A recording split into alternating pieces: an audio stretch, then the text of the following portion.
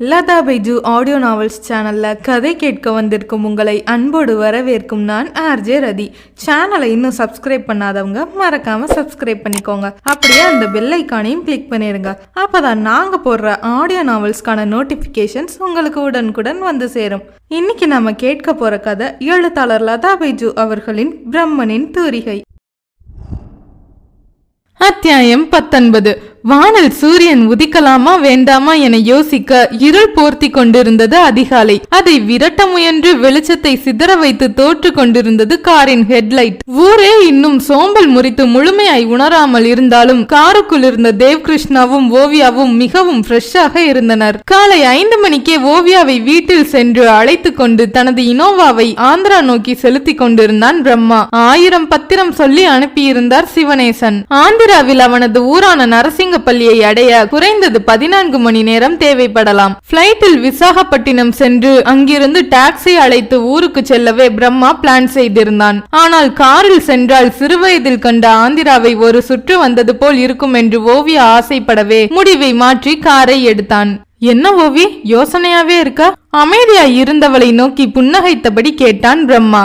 ஒன்னும் இல்ல தேவ், நீ எவ்வளவுதான் எல்லாத்தையும் நான் பாத்துக்கிறேன்னு சொன்னாலும் எனக்கு கொஞ்சம் பயமா இருக்கு. கமான் ஓவி, இப்படி தள்ளி உக்காந்தா அப்படிதான் யோசிக்க தோணும். ரோடும் என் தோளும் ஃப்ரீயா இருக்கு, அப்படியே சாஞ்சுக்கிட்டா பயம் எல்லாம் ஓடி போயிடும்ல. போங்க தேவ், உங்களுக்கு எப்ப பார்த்தாலும் விளையாட்டு தான். அத்தையை பார்த்து பேசுற வரைக்கும் நான் இப்படிதான் இருப்பேன். நோ டச்சிங், நோ ஒட்டிங். அடி பாவி, கொஞ்சம் நஞ்ச தூரம்னு நினைச்சியா? பிளைட்ல போலாம்னு சொன்னவன டிரைவர் ஆக்கி கார்ல கூட்டிட்டு வந்துட்டு பேட்டா கொடுக்கலன்னா எப்படி? அப்பப்போ பூஸ்ட் கொடுத்தாதானே நாங்களும் எனர்ஜி குறையாம வண்டி ஓட்ட முடியும். பார்க்கலாம் என்றவளை சட்டென்று ஒரு கையால் வளைத்து அருகே இழுத்தவன் இதழை நெருங்க அவளது கண்கள் அதிர்ச்சியில் விரிவதை கண்டு கன்னத்தில் முத்தமிட்டு விடுவித்தான். நீயா கொடுத்துட்டா சைவ முத்தத்தோட போயிடும், நானா எடுத்துக்கிட்டா அசைவ முத்தம்தான். எப்படி வசதி? அவனை நாணத்துடன் நோக்கியவள். உனக்கு நீ வச்ச பிரம்மாவை விட பேரண்ட்ஸ் வச்ச தேவ்கிருஷ்ணா தான் மேட்சான பேரு.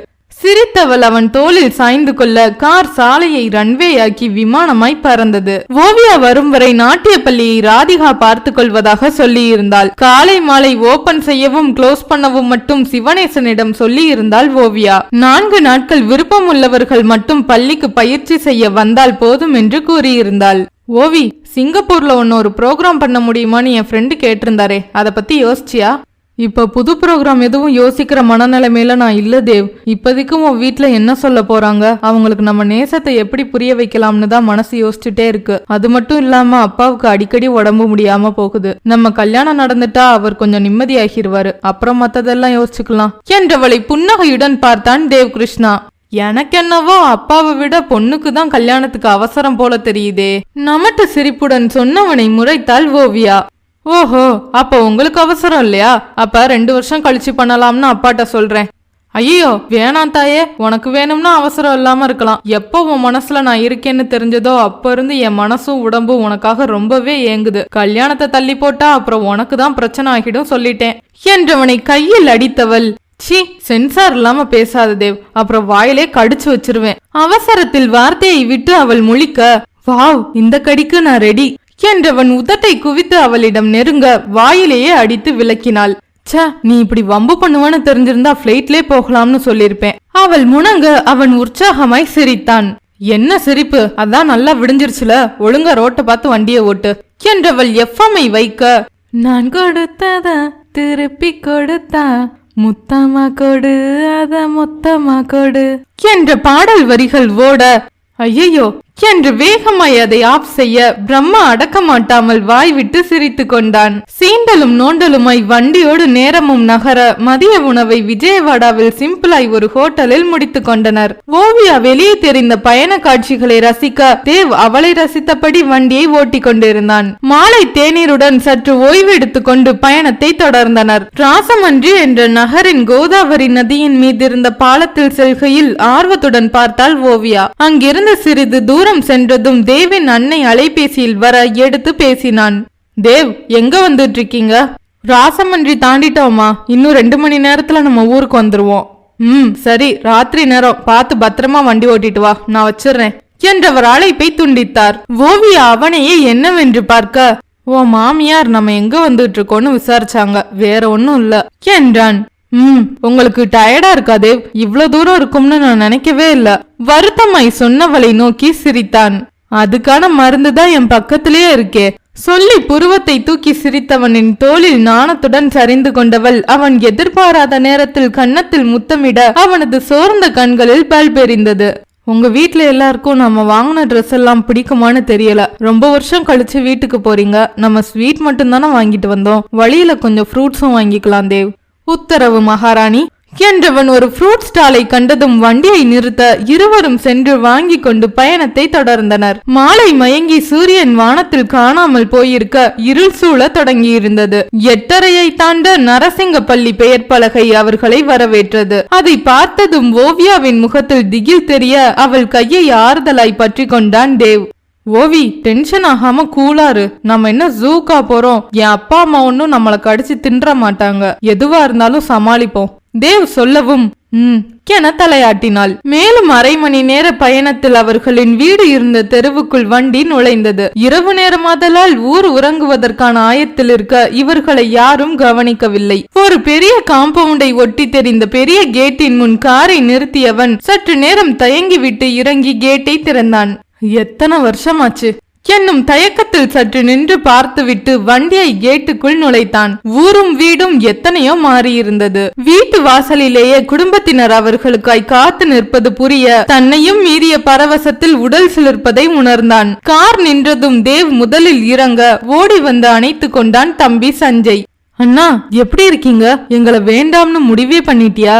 குரல் தழுத்தழுத்தது. அதை காருக்குள் இருந்து பார்த்து கொண்டிருந்த ஓவியாவின் கண்களும் பணித்தது. அன்னை ஆருத்ரா மகனை கண்டதும் கலங்கிய கண்ணை துடைத்து கொண்டு வீட்டுக்குள் செல்ல மா அழைத்து கொண்டே அவரிடம் சென்றவன் அவரது கண்ணீரை கண்டதும் கலங்கினான். மா பிளீஸ் அழாதீங்க என்றவனின் கையை தட்டிவிட்டவர், போடா, அம்மா கூட உனக்கு வேண்டாதவளா போயிட்டேன்ல. நீ போன நாள்ல இருந்து அழுதுட்டு தானே இருக்கேன். இப்ப மட்டும் என்ன அக்கறை? மா, அப்ப என்ன திட்டதான் கூப்பிட்டீங்களா என்றது முறைத்தவர். திட்டதா? உன்னை அடிக்க கூட செய்வேன். பெத்தவங்க கிட்ட உனக்கு இவ்வளவு பிடிவாதம் ஆகாது என்று செல்லமாய் தனக்கு மேல் உயர்ந்து நிற்கும் மகனின் முதுகில் 2 போட்டு விட்ட பின்னரே சமாதானமானார். எதுக்குடா இப்படி புதர் மாதிரி தாடி வளர்த்து வச்சிருக்க? மகனின் கண்ணம் தடவி அவனை ஆவலுடன் கண்ணில் நிறைத்து கொண்டார். அப்பா எங்கம்மா? நரைத்தாலும் நிமிர்வோடு நின்ற அன்னையிடம் கேட்க வருவாரு என்றார். மா, அண்ணனை பார்த்ததுல அவர் கூட வந்தவங்கள மறந்துட்டீங்க பாருங்க. அவங்கள போய் கூப்பிடுங்க என்றான் தம்பி.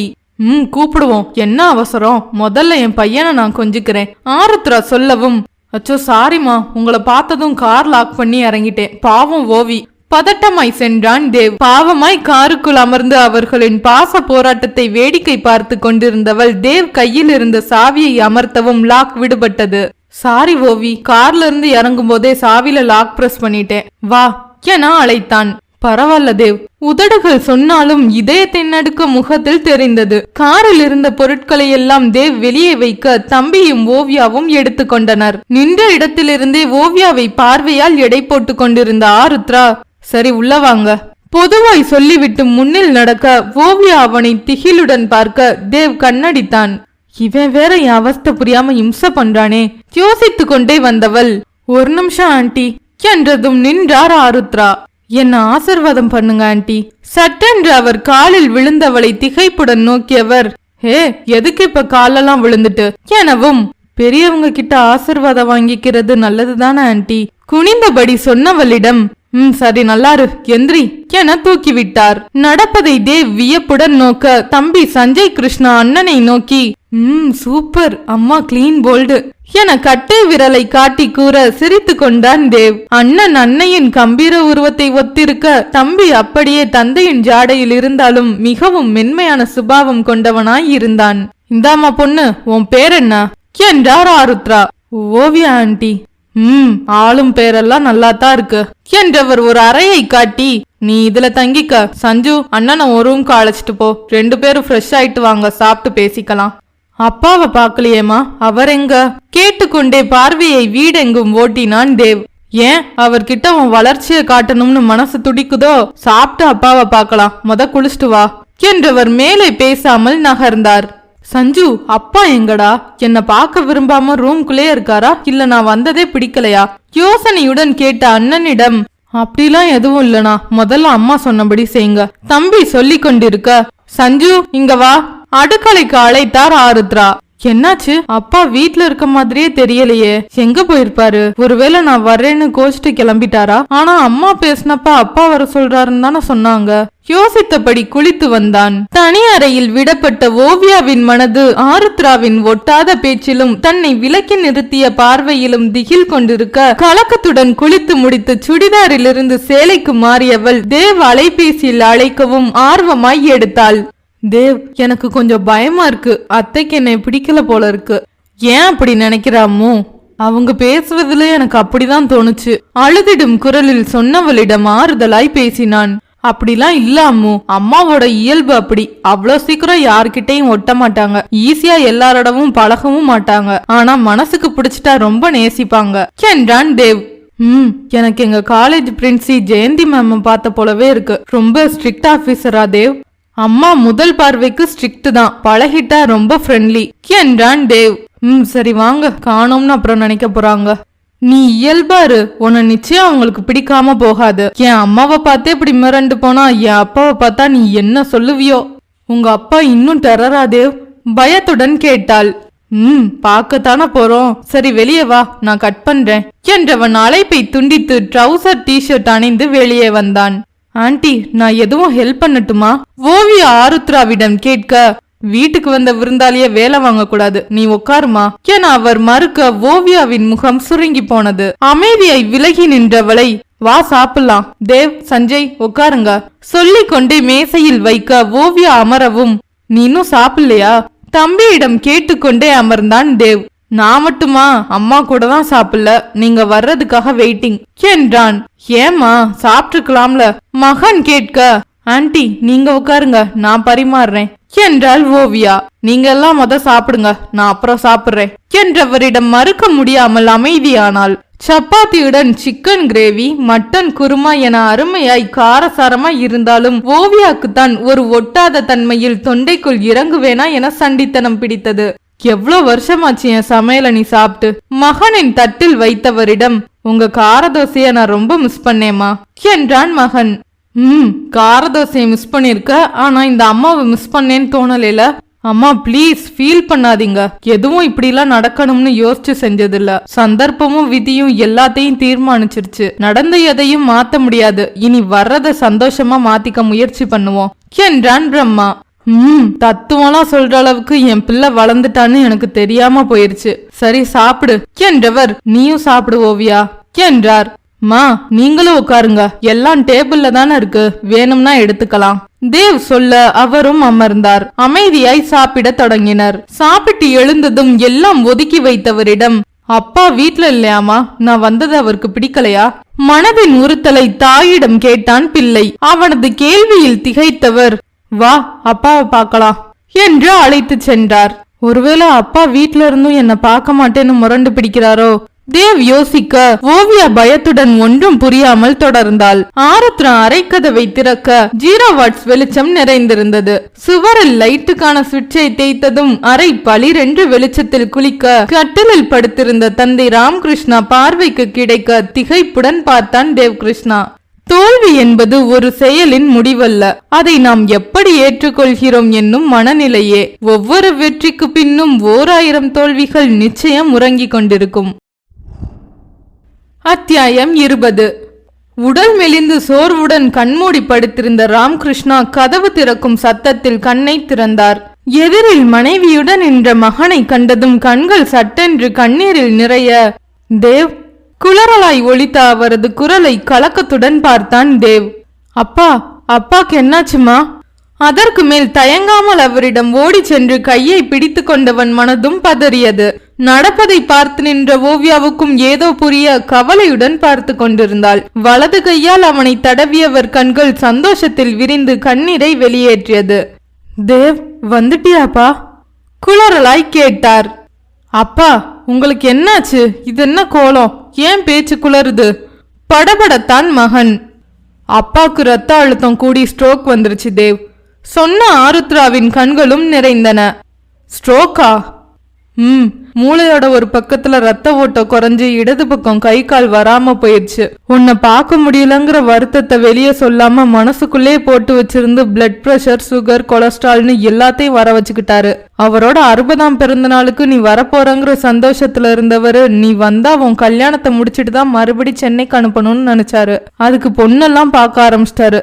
அவர் சொல்லவும் ஓவியா திகிலுடன் தேவை நோக்க அவனது விழிகளும் அவளை நோக்கி மீண்டது. உனக்கு பொருத்தமா நம்ம தூரத்து சொந்தத்திலேயே படிச்ச அழகான பொண்ணை தேர்வு செஞ்சு வச்சுட்டாரு. உன்னை பத்தின விஷயம் எல்லாம் பெருமையா பொண்ணு வீட்டுக்கு சொல்லியிருந்தாரு. அன்னைக்கு பேப்பர்ல அந்த விஷயத்த பார்த்துட்டு அவங்க போன் பண்ணி அப்பா கிட்ட பேசவும் டென்ஷன் ஆகி கீழே விழுந்துட்டாரு. சட்டுன்னு பிரஷர் ஏறி கை கால் இழுத்து வாய் கோணிருச்சு. உடனே ஆஸ்பத்திரிக்கு கொண்டு போனோம். வாய் கோணுனது கொஞ்ச நேரத்துல சரியாயிடுச்சு. கை கால் மட்டும் சுவாதீனம் இல்லாம இருக்காரு. போக போக மருந்துல சரியாகிடும்னு டாக்டர் சொன்னாங்க. இப்ப கொஞ்சம் பரவாயில்ல. அப்பவே உனக்கு போன் பண்ணி வர சொல்றேன்னு சொல்லவும் அந்த பொண்ணையும் அழைச்சிட்டு வர சொல்லுன்னு அப்பா தான் சொன்னாரு. அதான் உனக்கு போன் பண்ணி வர சொன்னேன். இத்தனை நடந்திருக்கிறதா என்பது போல் திகைத்து போய் இளையவர்கள் நோக்கி நின்றனர். அப்பா, உங்களுக்கு இப்படி ஆக நான் தான் காரணமா? என்னை மன்னிச்சிருங்கப்பா. மகன் கண்ணீருடன் அவரது தளர்ந்த கையை பற்றி கொள்ள வலது கையால் அவன் கேசம் தடவி தழுதழுத்தார் ராமகிருஷ்ணா. ஆண்மையின் இலக்கணமாய் வளர்ந்து உயர்ந்து நிற்கும் மகனை கண்ணில் கனிவுடன் நோக்கியவர் அவன் கையை தன் நெஞ்சில் வைத்து கொண்டு, தேவ், என்ன மன்னிச்சிருப்பா குளறலாய் சொல்லவும், அச்சோ அப்பா, என்னதான் என்னோட விருப்பத்துக்காக லட்சியத்துக்காக ஓடினாலும் என்ன பெத்தவங்களை பாத்துக்கிறதும் ஒரு மகனோட கடமைன்னு யோசிக்க மறந்துட்டேன். நீங்க தான் என்ன மன்னிக்கணும். அவன் சொல்லிக் கொண்டிருக்க அவரது பார்வையோ மகன் பின்னில் பயத்துடனும் கவலையுடனும் நின்று கொண்டிருந்த பெண்ணின் மேல் நிலைக்க அதை கவனித்தவன், அப்பா, இதான் ஓவியா என்று சொல்லவும் அவளை வெளியே போகுமாறு சைகை செய்தார்.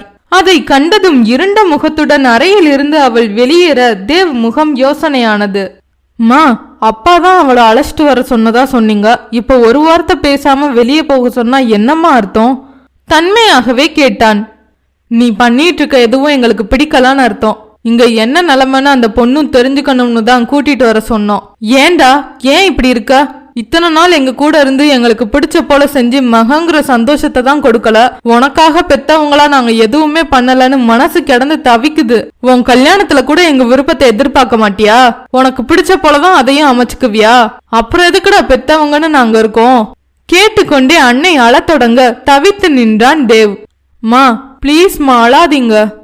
தந்தையிடமிருந்து எழுந்தவன் தாயின் கையை பற்றி கொள்ள, எப்படி ஓடி ஆடி உழைச்சிட்டு இருந்த மனுஷன் நீ எப்ப வீட்டை விட்டு வெளியே போனியோ அப்பவே தளர்ந்து போயிட்டாரு. இருந்தாலும் இத்தனை நாள் நீ வருவேங்கிற நம்பிக்கையில காத்திருக்க வச்சது இப்ப அவரோட உறவுக்காரங்க முன்னாடி 2வது முறையா அசிங்கப்படுத்தி இப்படி படுக்கையில தள்ளிட்டியே. அழுதபடி அன்னை சொன்ன வார்த்தைகள் ஒவ்வொன்றும் மனதை துளைக்க பதில் சொல்ல முடியாமல் மௌனமாய் நின்றான் தேவ். அதற்குள் ராமகிருஷ்ணா கையை தூக்கி, ருத்ரா என்று அழைக்க, என்னங்க என்று அவரது கையை பற்றி கொண்டார். அவனை எதுவும் சொல்லாத. அப்பவும் இப்பவும் அவன் விருப்பத்தை கேட்காம முடிவெடுத்தது ஏன் தப்பு. அந்த பொண்ணோட அப்பாவை வர சொல்லு.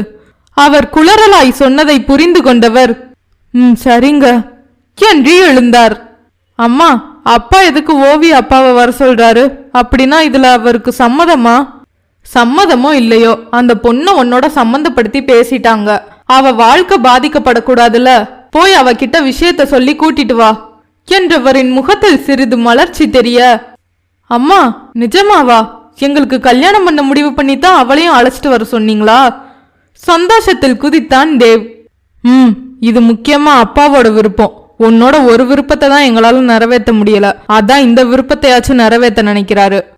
அப்பா, கண்கலங்க அவர் கையை பற்றி கொண்டவனை ஒரு கையால் அருகில் இழுத்து நெற்றியில் முத்தமிட்டார் ராமகிருஷ்ணா. இனியும் என் பிள்ளையை இழக்க நான் தயாரா இல்ல. அவனோட விருப்பங்கள் எப்பவும் சரியாதான் இருக்கும்னு காலம் எனக்கு உணர்த்திடுச்சு. அவர் குளறலாய் சொன்னதை கஷ்டப்பட்டு புரிந்து கொண்டான் தேவ்கிருஷ்ணா. லவ் யூ பா. ஓவியா ரொம்ப பயந்துட்டு இருக்கா. அவளுக்கு சொல்லி கூட்டிட்டு வந்துடுறேன் என்றவன், தேங்க்ஸ்மா என்று அன்னையின் கன்னத்தில் அவசர முத்தம் ஒன்றை பதித்துவிட்டு வெளியே செல்ல சந்தோஷத்தில் துளிர்த்த கணவனின் ஆனந்த கண்ணீரை துடைத்து விட்டார் ஆருத்ரா.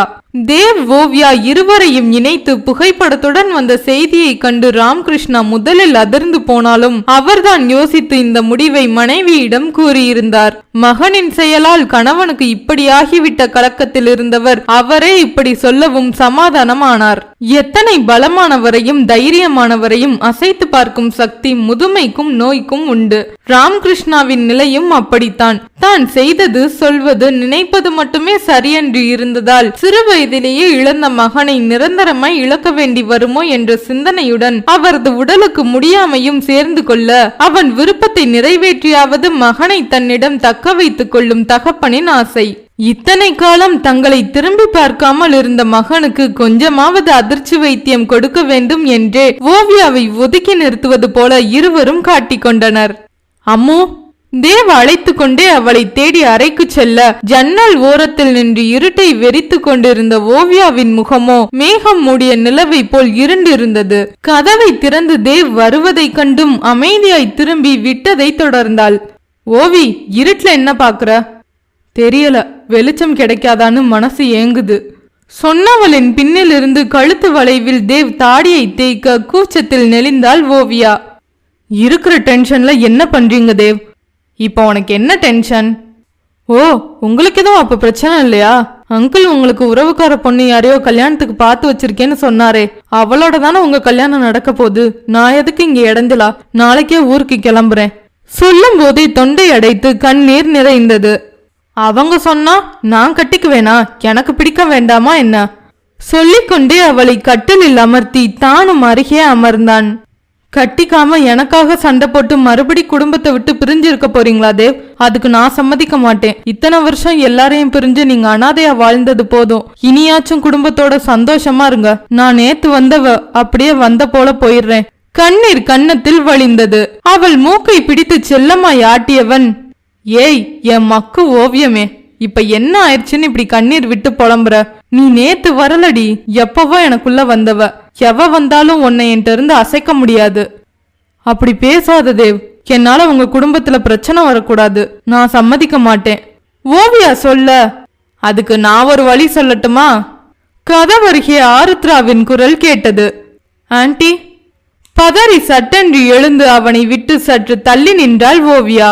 மனதின் கலக்கத்தை முகத்தில் காட்டாமல் இருக்க முயன்றாலும் கண்கள் தனிச்சையாய் கலங்க கீழே குனிந்தபடி, சொல்லுங்க ஆன்ட்டி என்றாள். பரவாயில்லையே, நான் எதுவும் சொல்லாமலே எல்லாத்தையும் புரிஞ்சுக்கிட்டு என் பிள்ளைய விட்டு கொடுக்க தயாராகிட்டியே. உன் அப்பாவோட போன் நம்பர் கொடு, அவர்கிட்ட என்ன பேசணுமோ பேசி வர சொல்றேன். அவர் வந்ததும் உன்னை அனுப்பி வச்சிடுறேன் என்றவரிடம், மா ஓவி வந்து என தேவ் சொல்வதற்குள், நீ பேசாம இரு தேவ், இத நான் டீல் பண்ணிக்கிறேன் கண்டிப்புடன் சொல்லி அவனிடம் கண் சிமிட்டி காட்டினார். ஆஹா, அம்மா விளையாட்டுக்கு சொல்ல போக இந்த ஓவி டென்ஷனாக போறா என நினைத்து கொண்டான். சாரி ஆண்டி, உங்களுக்கு ஏனோ என்ன பிடிக்கலன்னு தெரியுது. அத அப்பா கிட்ட சொன்னா அவர் தாங்கிக்க மாட்டாரு. அவர் ரொம்ப ஆசைப்பட்டுட்டாரு. கொஞ்சம் உடம்புக்கும் முடியல. அவர் அலைய வைக்க வேணாம். நானே நாளைக்கு கிளம்பிக்கிறேன். நேர்ல அவர்கிட்ட போய் சொல்லிக்கிறேன் எனும் போதே கண்ணீர் சுரப்பி வேகமாய் வேலை செய்து கன்னத்தை நனைத்தது. டேய் தேவ், எங்கடா பிடிச்ச இப்படி ஒரு அழுமூஞ்சி பொண்ண? பொசுக்குன்னு உன்னை வேணாம்னு சொல்லிட்டு ஊருக்கு கிளம்ப முடிவு பண்ணிட்டா? உன் பொண்டாட்டியாக போறவளுக்கு உன் பிடிவாதத்துல பாதியாச்சும் இருக்க வேண்டாமா என்ன? அதுவும் அழுதுட்டே வேற இருக்கா? ஆருத்ரா சொல்லவும், நீங்களே நல்லா கேளுங்கம்மா உங்க மருமகளை என்றான் தேவ். அவர்கள் பேசுவது முதலில் புரியாமல் ரீவைன் செய்து புரிந்து கொண்டவள் முகம் அழகான தாமரையாய் மலர்ந்து பிரகாசித்தது. ஆன்ட்டி, என்ன சொன்னீங்க? பொண்டாட்டியா?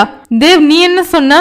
மருமகளா என கண்களை விரித்தவள், அப்படின்னா ஆன்ட்டி என கண்ணில் நீர் மல்க சந்தோஷமாய் கேட்டவளை, உன்னை என் மகனோட பொண்டாட்டின்னு சொன்னேன் அழுத்தமாய் சொன்னார். ஆன்ட்டி, தேங்க்ஸ் ஆன்ட்டி என்றவள் சடார் என்று அவர் காலில் விழ, சந்தோஷமா இரு, எழுந்துரு. இப்பவும் அப்பா போன் நம்பர் தருவியா இல்ல அவரை அலைய வைக்க வேண்டாம்னு சொல்லிடுவியா என கிண்டலாய் கேட்கவும், போங்க ஆன்ட்டி என சிரித்தவளை, வா என இரு கையை விரித்து அழைக்க சந்தோஷமாய் அவரை கட்டி கொண்டாள். இங்க நான் ஒருத்தன் இருக்கேன், என்னை விட்டுட்டு நீங்க மட்டும் கட்டி பிடிச்சுக்கிறீங்க என்று அவனும் இருவரையும் அணைத்து கொண்டான். சட்டென்று வீட்டில் இருந்த இறுக்கம் மாறி சந்தோஷமாய் மாறியது சூழ்நிலை. அத்தை, மாமாக்கு இதுல சம்மதமா? நிஜமா எல்லாருக்கும் என்ன பிடிச்சிருக்கா கேட்ட மருமகளை நோக்கி புன்னகைத்த ஆருத்ரா, முதல்ல உன்னை மருமகள்னு சொன்னதே உன் மாமாதான் எனவும் சந்தோஷமானாள். சரி, நீங்க பேசிட்டு இருங்க, நான் இப்ப வந்துடுறேன். ஆருத்ரா செல்ல தன்னையே குறுகுறுவென்று நோக்கி, என்ன ஓவியமே, இப்போ உனக்கு சந்தோஷம் தானே? எப்படி என் அம்மா என்ன போலவே அதிரடியா இருக்காங்களா என கண்ணை சிமிட்டி தேவ் கேட்கவும், எல்லாம் தெரிஞ்சும் கூட எனக்கு பயம் காட்டியிருக்கீங்க உங்களை என்றவள் அவன் முதுகில் 2 போடவும், ஏய் வேணாண்டி, கல்யாணத்துக்கு முன்னாடியே புருஷனா வரப்போறவனா அடிக்கிறதெல்லாம் பாவ கணக்குல சேருமா சொல்லிக்கொண்டே எழுந்து ஓடிய தேவ்கிருஷ்ணாவை துரத்தி கொண்டே அவள் பின்னில் ஓட இருவரும் அறையை சுற்றி ஓடி பிடித்து விளையாடினர். அன்றே சிவனேசனிடம் பேசி அவரையும் தேவ் தந்தையின் 60ஆம் கல்யாணத்துக்கு வர அழைத்தனர். அவரை பிளைட்டில் அழைத்து வரும் பொறுப்பை ராகவ் அமிர்தா ஏற்றுக்கொண்டனர். எளிமையாய் அன்றே நிச்சயதார்த்தம் வைத்துக் கொள்ள முடிவானது. ராதிகாவையும் அழைக்க அவளுக்கு இப்போது வர முடியாது என்பதால் கல்யாணத்துக்கு பார்த்து கொள்ளலாம் என்று விட்டாள். தேவ் உறவுகளில் முக்கியமானவர்களை முன்னமே 60ஆம் கல்யாண விசேஷத்துக்கு அழைத்திருந்ததால் அதோடு இதையும் அழைத்து கூறிவிட்டனர். வீடே கல்யாண பரபரப்புக்கு மாறியது. அடுத்த நாள் விமானத்தில் விசாகப்பட்டினம் வந்து அங்கிருந்து டாக்ஸியில் வீட்டுக்கு வந்தனர் சிவனேசன், அமிர்தா, ராகவ் மூவரும். அவர்களை கண்டதும் மேலும் குஷியானால் ஓவியா. ராம்கிருஷ்ணாவின் உடல்நிலையை விசாரித்து கவலைப்பட்ட சிவனேசன், சென்னையில உங்க ட்ரீட்மெண்ட் கண்டினியூ பண்ணலாமே, சீக்கிரமே ரெக்கவர் ஆகிடும் என்று தனது அபிப்பிராயமும் சொல்ல, நான் சொன்னேன் மாமா, மேரேஜுக்கு சென்னை வரும்போது அப்படியே இருந்து ட்ரீட்மெண்ட் பாக்குறேன்னு அப்பா சொல்லியிருக்காரு என்றான் தேவ் சந்தோஷத்துடன். ஆமாம்பா, மாமாவுக்கு சரியான பின்னாடிதான் 2 பேரையும் சென்னையில இருந்து விடுவேன், அதுவரை இவங்க எங்களோட தான் இருக்கணும் என்ற ஓவியா, என்னத்த சரிதான எனவும் சரிமா என தலையாட்டினார் ஆருத்ரா. நல்ல விஷயம் மாப்ள, இத்தனை நாள் தனியாவே இருந்த நீங்க இனியாச்சும் பெத்தவங்களோட இருந்தா அவங்களுக்கும் சந்தோஷமா இருக்கும் என்ற சிவனேசனை தேவ் பெற்றோருக்கு மிகவும் பிடித்தது. அம்மா அப்பா என்று கண்டதுமே ஒட்டி கொண்ட அமிர்தாவை பற்றி தேவ் முன்னமே கூறியிருந்ததால் பெண் பிள்ளை இல்லாத ஆருத்ரா மகளாகவே பார்த்தார். அண்ணா, நீங்க அப்படியே அம்மா மாதிரியே இருக்கீங்க, சஞ்சய் அண்ணா அப்பா போல இருக்காரு என்று சின்னவனையும் அண்ணனாக்கி அந்த வீட்டு பெண் போலவே உரிமை கொண்டாடி ஐக்கியமாகி விட்டாள். ராகவ், சஞ்சய் ஃபங்க்ஷனுக்கு வேண்டிய பொருள் எல்லாம் வாங்க போகணும்னு சொன்னான், நீயும் கூட போயிட்டு வரியா? உனக்கு ஒன்னும் பிரச்சனை இல்லையே? பிரம்மா கேட்க, என்ன தெய்வமே, நம்ம வீட்டு ஃபங்க்ஷனுக்கு நான் தானே முன்ன நின்று செய்யணும் என்றான் சந்தோஷமாய். பரவாயில்ல தேவ், நீ எங்களோட இல்லைனாலும் உன்னை சுத்தி நல்ல மனுஷங்களை உறவா சேர்த்து வச்சிருக்க என்றார் ஆருத்ரா மகனை நோக்கி. ராகவ் எனக்கு அசிஸ்டன்ட் மட்டும் இல்லம்மா, அவனும் எனக்கு சஞ்சய் போலதான், அவ்வளோ அக்கறையா கூட பிறந்தவன் போல பார்த்துப்பான். கூடிய சீக்கிரமே அவனுக்கு தம்பியில இருந்து மச்சானா ப்ரமோஷன் கொடுக்க ஏற்பாடு நடந்துட்டு இருக்கு, அப்படிதானே அமிர்தா? அமிர்தாவை நோக்கி சிரித்தபடி கேட்க, போங்கண்ணா சினுங்களுடன் ஓடிவிட்டாள் அவள். தேவ், அவளுக்கு இதயத்துல ஏதோ பிரச்சனை இருக்குன்னு சொன்னியப்பா, அதனால கல்யாணத்துக்கு ஒன்னும் ப்ராப்ளம் இல்லையா? ஆருத்ரா கவலையுடன் கேட்க, டாக்டர் கிட்ட விசாரிச்சிட்டோமா, அவளோட இதய வாழ்வுல உள்ள அடைப்பை கரைக்க வெளிநாட்டுல இருந்து மருந்த வரவழைச்சு கொடுத்துட்டு இருக்காங்க. இப்ப அது கொஞ்சம் கொஞ்சமா கரைய தொடங்கியிருக்கான். இன்னும் கொஞ்ச நாள் பார்த்துட்டு அப்புறம் வேணும்னா ஆபரேஷன் பண்ணிக்கலாம். இதனால கல்யாண வாழ்க்கைக்கு எதுவும் பிரச்சனை இல்ல, கவனமா இருந்தா மட்டும் போதும்னு சொல்லிருக்காங்க. அமிர்தா அப்பாக்கும் இதுல ரொம்ப சந்தோஷம் என்றான் தேவ் கிருஷ்ணா. ஓ, நல்லதே நடக்கட்டும் தேவ் என்றார் அவர். அடுத்த நாள் அழகாய் விடிய உறவினர் கூட்டம் விசேஷத்துக்கு கூட தொடங்கியது. அங்கங்கே தெலுங்கும் தமிழுமாய் கலந்து இரு மாநிலமும் கலகலப்பாய் பேசி மாట్లాடி கொண்டிருந்தனர். ராம்கிருஷ்ணாவிற்கு நடக்க முடியாத காரணத்தால் அவரை சாய்வு நாற்காலியில் அமர்த்தி இருந்தனர். ஆருத்ராவும் ராம்கிருஷ்ணாவும் புத்தாடை அணிந்து சிம்பிளாய் மாலை மாற்றி தேவ் கொடுத்த மோதிரத்தை மாற்றிக்கொண்டனர். கேக் வெட்டி அனைவருக்கும் கொடுத்து இனிப்பை பகிர்ந்து கொண்டனர். பட்டுச்சேலையில் பளிச்சென்று வலம் வந்த ஓவியாவை அழைத்த ஆருத்ரா மகனுக்கும் அவளுக்கும் கல்யாணம் நிச்சயிப்பதாய் சொல்லி இரு மோதிரத்தை கொடுக்க இருவரும் ஒருவருக்கொருவர் அணிவித்துக் கொண்டனர். ராம்கிருஷ்ணா பார்த்திருந்த பெண்ணை சின்னவனுக்கு முடிவு செய்யலாமா என அந்த பெண் வீட்டார் கேட்கவே சஞ்சயிடம் விருப்பத்தை கேட்டு இவர்கள் சந்தோஷமாய் சம்மதிக்க இரு புதிய உறவுகளுக்கு அடித்தளமிட்டு அருமையான விருந்துடன் நிகழ்ச்சி சிறப்பாய் முடிந்தது.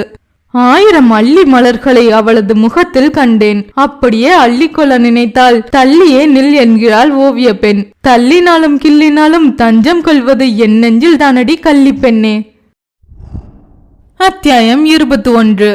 இரவு வெகு நேரம் வரை பெரியவர்கள் கல்யாணத்தை பற்றி பேசிக் கொண்டிருக்க இளையவர்கள் அதை கண்டும் காணாமலும் கேட்டும் கேட்காமலும் அங்கொரு கண்ணும் துணையில் ஒரு கண்ணுமாய் கவனித்துக் கொண்டிருந்தனர். அண்ணன் தம்பி இருவருக்கும் கோவிலில் கல்யாணத்தை முடித்துக் கொண்டு பெரியவனுக்கு சென்னையிலும் சின்னவனுக்கு ஆந்திராவிலுமாய் ரிசப்ஷன் வைத்துக் கொள்ளலாம் என முடிவு செய்து சஞ்சய் பெண் வீட்டாரிடம் கேட்க அவர்களும் சந்தோஷமாய் சம்மதித்தனர்.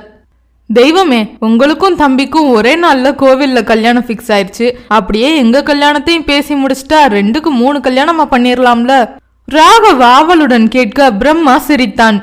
அது மச்சான், 3 கல்யாணத்தையும் ஒன்னா பண்ணக்கூடாதான். அதனால உனக்கு தனியா மெதுவா பண்ணுவோம். என்ன அமிர்தா, சரிதானே எனவும் நாணத்துடன் புன்னகைத்தவள், நீங்க சொல்ற போலவே நடக்கட்டோம்னா என்றதும் ராகவ் முறைத்தான்.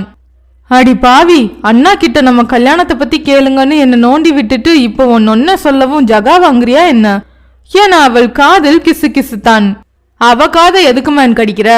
தேவ் கேட்கவும், உங்க தங்கச்சி காதல போட்டிருந்த ஜிமிக்கி டிசைன் நல்லா இருந்துச்சு, அதான் எனக்கும் ஒன்னு வாங்கலாம்னு விசாரிச்சேன் என்றதும் அனைவரும் சிரிக்க முறைப்புடன் திரும்பி நின்றான் தேவ்.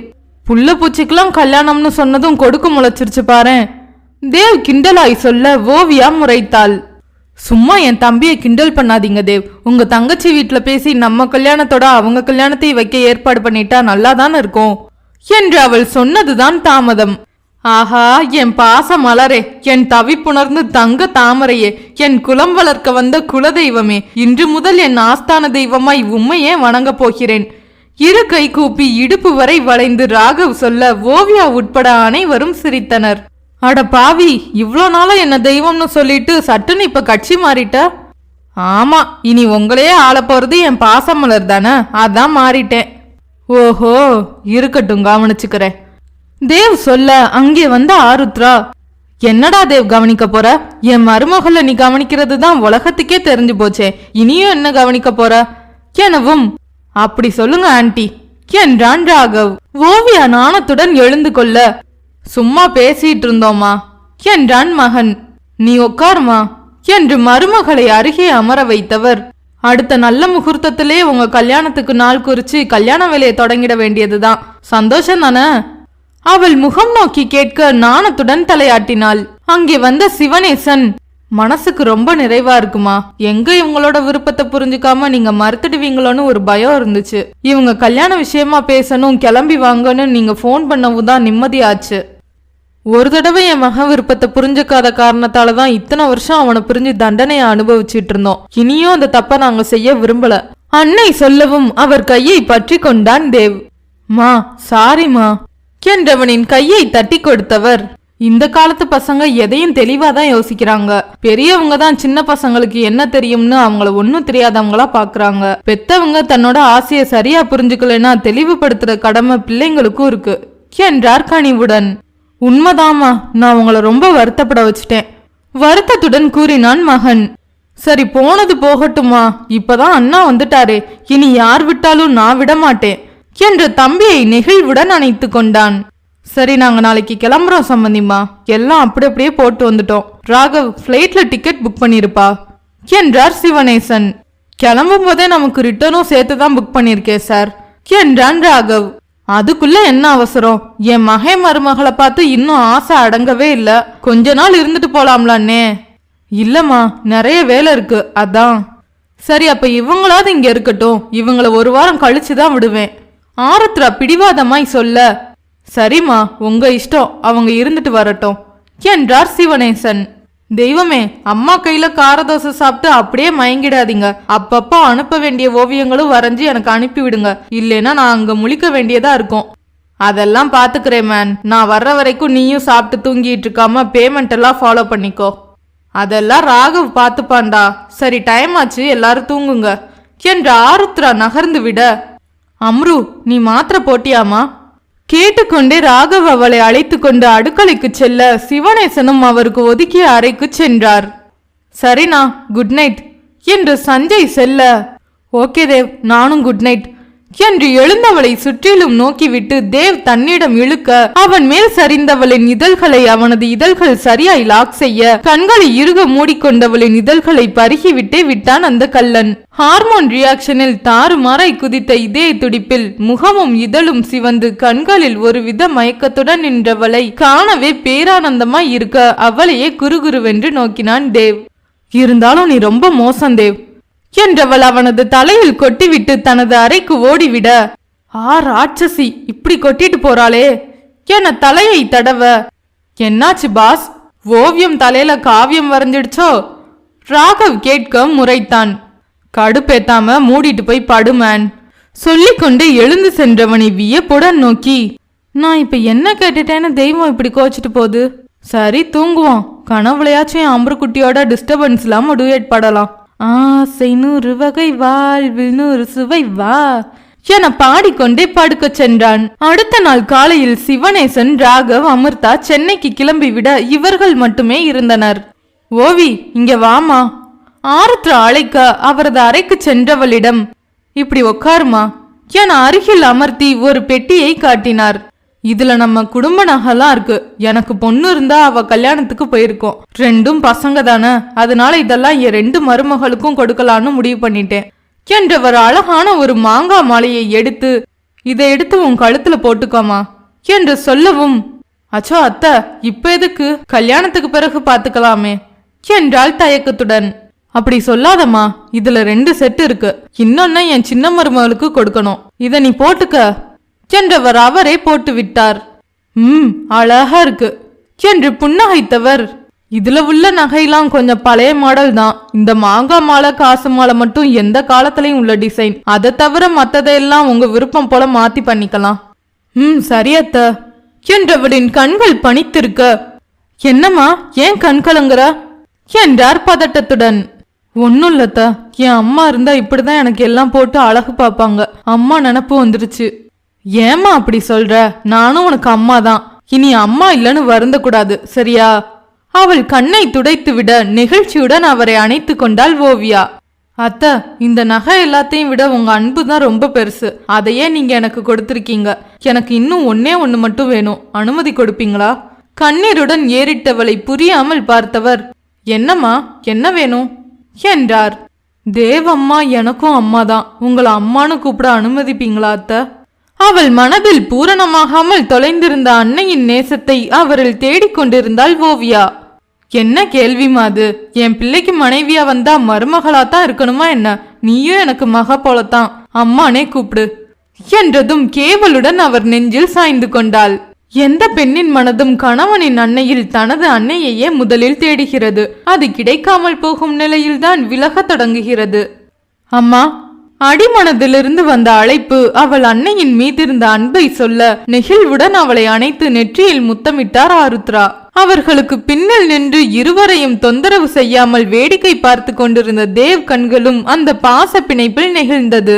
ராம்கிருஷ்ணாவும் மகனின் வரவில் சற்று தெளிந்து உற்சாகமாய் இருந்தார். சஞ்சய் வழக்கம் போல் ரைஸ் மில் வேலைகளை பார்த்து கொண்டு நேரம் கிடைக்கையில் அண்ணனுடன் அரட்டை அடிப்பான். இத்தனை நாள் உறங்கி கிடந்த வீடு இப்போதுதான் உணர்ந்து கலகலப்புக்கு மாறியிருந்தது. சென்னை சென்ற சிவனேசன் அடுத்த நாளே இருவரின் ஜாதகத்தை ஜோசியரிடம் காட்டி பொருத்தம் பார்க்க 10க்கு 9 பொருத்தம் இருப்பதாக கூறியவர், கல்யாணத்தை இந்த வைகாசியிலேயே வைத்துக் கொள்ள வேண்டும், இல்லாவிட்டால் 2 வருடத்திற்கு பிறகே ஓவியாவுக்கு கல்யாண யோகம் வருகிறது என்று விட வைகாசியிலேயே கல்யாணத்தை முடிவு செய்திருந்தனர். அழகாய் 2 நாட்கள் நகர ஓவியாவும் அந்த வீட்டில் ஒருத்தியாய் அழகாய் பொருந்தியிருந்தாள். மகன்களை விட மகளை அதிகமாய் தேடத் தொடங்கியது அன்னை மனது. மகனின் தேர்வு கல்யாண விஷயத்திலும் தப்பாகவில்லை என்று கணவரிடம் சொல்லி சந்தோஷப்பட அவரும் ஆமோதிப்பதாய் தலையாட்டினார். ஓவி, தேவ்க்கு வேலை இருக்குன்னு சொன்னான். பிளாஸ்க்ல காஃபி வச்சிருக்கேன், கொடுத்துறியா? இரவு உணவு முடிந்து ராதிகாவிடம் போன் பேசிவிட்டு வந்த ஓவியாவிடம் ஆருத்ரா சொல்ல வாங்கி கொண்டாள். எந்த பத்திரிகைக்கோ ஓவியம் வரைஞ்சு முடிச்சு அனுப்பணும்னு சொல்லிட்டு இருந்தாரு. ஆமாம்மா, இதை கொடுத்துட்டு நீ போய் தூங்கு என்றவர் கணவனுக்கான பாலை எடுத்துக்கொண்டு அவரது அறைக்கு செல்ல ஓவியா தேவின் அறைக்கு வந்தாள். வரைபலகையில் மும்முரமாய் குனிந்திருந்தவன் கதவு திறக்கும் ஓசையில் நிமிர்ந்தான். ஓவியாவை கண்டதும் சோர்ந்திருந்த கண்கள் உடனடி பிரகாசத்துக்கு செல்ல இதழ்கள் புன்னகையை சிந்தின. வா ஓவி, இது நல்லா இருக்கான்னு பாரு ஒரு ஓவியத்தை காட்ட கண்டவளின் கண்கள் நாணத்தில் தாழ்ந்தது. சி, ரொம்ப கவர்ச்சியா வரைஞ்சிருக்கீங்க. கதைக்கு அப்படிப்பட்ட ஓவியம் தானே கேட்டாங்க. கவர்ச்சிய பார்க்காத, நல்லா இருக்கான்னு சொல்லு. ஓவியம்லாம் நல்லாத்தான் இருக்கு. என்ன பார்த்ததும் பத்திக்கிற அளவுக்கு அப்பட்டமா இருக்கு என்றவளின் விழிகள் மீண்டும் அந்த ஓவியத்தை நோக்க வீரமங்கை ஒருத்தி சின்ன இடையும் மயங்கிய விழிகளுமாய் நிலத்தில் கிடக்க அவளது ஒரு கை கூர்த்த கத்தியை பற்றி இருக்க, மறு கையோ தன் மேல் படர்ந்திருந்த வீரன் ஒருவனின் கழுத்தை வளைத்து பிடித்திருந்தது. அவ்வீரனின் இதழ்கள் அவள் இதழை நெருங்கி இருக்க அவன் கையிலும் குறுவால் ஒன்று பளிரிட்டது. வரலாற்று புதினத்திற்காய் வரையப்பட்ட அப்பெண்ணின் உடைகளில் கஞ்சத்தனம் மிகுந்திருக்க உடலின் நெளிவு சுழிவுகள் மேலே மறைத்திருந்த மார்பு கச்சைக்கு கீழே அப்பட்டமாய் கண்ணை அறைந்தன. பார்க்கும் யாரையும் நாணம் கொள்ள செய்யும் கவர்ச்சியை அள்ளி தெளித்திருந்தான் ஓவியத்தில். சரி, சீக்கிரம் வரைஞ்சு முடிச்சுட்டு தூங்குங்க, நான் போறேன் என்று அவள் நழுவினாள். அதுக்குள்ள என் ஓவியத்துக்கு என்ன அவசரமா, கொஞ்ச நேரம் இரேன் என்றவனின் கைகள் தூரிகையை விடுத்து பெண்ணவளின் கையை பற்றி இருந்தது. சூழ்நிலை சரியா இல்ல, நான் போறேன் என்றவள் அவன் கையில் இருந்து தன்னை விடுவித்துக் கொள்ள முயல அவளை தன்னிடம் இழுத்தான். ரொம்ப தான் பிகு பண்ணாம மாமனுக்கு அந்த காஃபிய கப்பல ஊத்தி கொடுக்கிறது. சொன்னவனின் இதழ்கள் அவள் பின்கழுத்தில் கிசு கிசுக்க தாடியின் தீண்டலில் சிலிர்த்த அவள் உடல் ரோமங்கள் குத்திட்டு நிற்க நெளிந்தாள். சரி, முதல்ல என்ன விடுங்க என்றதும் அவளை விடுவிக்க அவள் கதவை நோக்கி செல்வதை உணர்ந்தவன் சட்டென்று எழுந்து கதவில் சாய்ந்து நிற்க திகைத்தாள். என்ன விளையாட்டிது? நான் இருந்தா நீங்க ஒர்க் முடிக்க மாட்டீங்க, அதை முடிங்க என்று சினுங்கினாள். அதெல்லாம் முடிச்சுக்கலாம், முதல்ல நீ கிட்ட வா. மாட்டேன், நீ ரொம்ப மோசம். நீயா வந்தா கொஞ்சம்தான் மோசமா நடந்துப்பேன், நானா வந்தா என்னாகும் தெரியுமா? புருவம் உயர்த்தி கேட்டபடி அவளை நெருங்க திகிலாய் நோக்கியவள். வேணாந்தேவ், எதுவா இருந்தாலும் கல்யாணத்துக்கு பிறகுதான், சொன்னா கேளு சொல்லிக்கொண்டே பின்னில் நகர. கல்யாணத்துக்கு அப்புறம் உன் பெர்மிஷன் யாருக்கு வேணும்? எனக்கு இப்ப இந்த நிமிஷம் நீ வேணும் சொல்லிக்கொண்டே சுவரில் தட்டி நின்றவளின் முகம் நோக்கி செல்ல, வேணாந்தேவ், சொன்னா கேளு. வார்த்தையில் மறுத்தாலும் சிறு எதிர்பார்ப்புடன் கண்ணை இறுக்கமாய் மூடிக்கொண்டவளை கண்டு புன்னகைத்தான். நிமிடங்களாகியும் அவன் ஸ்பரிசம் உணராததால் ஓவியா மெல்ல கண்ணை திறக்க அவள் இரு பக்கமும் சுவரில் கைப்பதித்து அவளையே பார்த்து கொண்டு நின்றவன் சட்டென்று அவள் நெற்றியில் முத்தமிட்டு கன்னத்திலும் மாறி மாறி முத்தமிட உடலெங்கும் பாய்ந்த ரத்தத்தின் புது வேகத்தில் தவித்து போய் கண்மூடி நின்றாள் ஓவியா. படபடத்த இதயமும் பரபரத்த தேகமுமாய் புதுவித கிளர்ச்சியில் சிலையால் நின்றவளை விடுவித்தவன், இப்ப நீ போலாம் ஓவியமே என்று அனுமதி கொடுக்க தொப்பென்று கட்டிலில் அமர்ந்தாள் ஓவியா. அவளது சிவந்த முகத்தையும் படபடக்கும் விழிகளையும் ரசனையுடன் நோக்கி கொண்டே புன்னகையுடன் அவள் அருகில் அமர்ந்தவன் மீண்டும் தனது ஓவியத்தில் பார்வையை பதிக்க அமைதியாய் வேடிக்கை பார்த்து கொண்டிருந்தவளிடம், என்ன ஓவியமே, தூங்க போலையா என்று கேட்க என்றவள் அவனுக்கு தொந்தரவு இல்லாமல் கட்டிலில் சாய்ந்து அமர்ந்தாள்.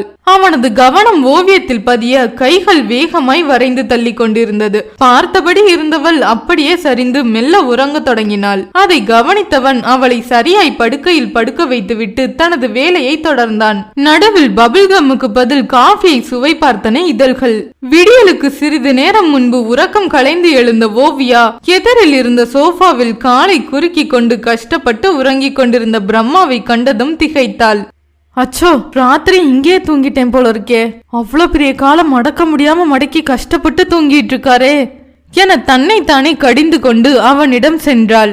கண்ணை திறந்திருக்கும் போதுதான் வீராவேசம் எல்லாம், பச்சை பிள்ளை மாதிரி காலை மடக்கி தூங்குறத பாரு. மனதுக்குள் கொஞ்சிக் கொண்டே அவனை எழுப்பினாள்.